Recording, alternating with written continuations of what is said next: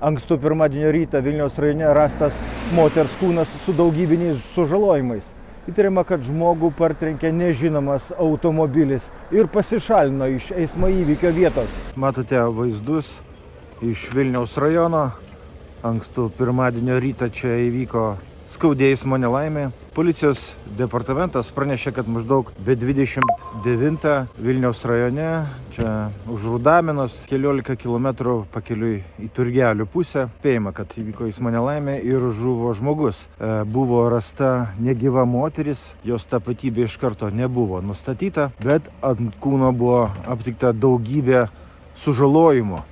Įvykio vietoje rastas veikiantis žibintuvėlis ir atšvaitas. Įtarta, kad žmogų partrenkė automobilis ir pėsčioji nuo sužalojimų mirė iš karto. Dabar įvykio vietoje matote dirbančius ekspertus. Kelias Turgelio link nuo Rudaminos nėra uždarytas, tačiau viena eismo juosta yra tik tai uždaryta, nes čia dirba ekspertai ir yra apžiūrima įvykio vieta. Rasta ir įvairių mašinų nuolaužų, mašinų dalių. Bus, aišku, mėginama nustatyti, koks automobilis po eismo įvykio galėjo partrenkti žmogų ir pasišalinti, nuvažiuoti įtariamą Turgelių link. Įtariama, kad tai galėjo būti kažkoks pilkos spalvos automobilis, sprendžiant iš rastų įkalčių ir nuolaužų įvykio vietoje. O visa tai įvyko netoli sankryžos. Keliamos versijos, kad moteris galėjo eiti per gatvę. Štai tenai yra viena viešojo transporto stotelė montuojama.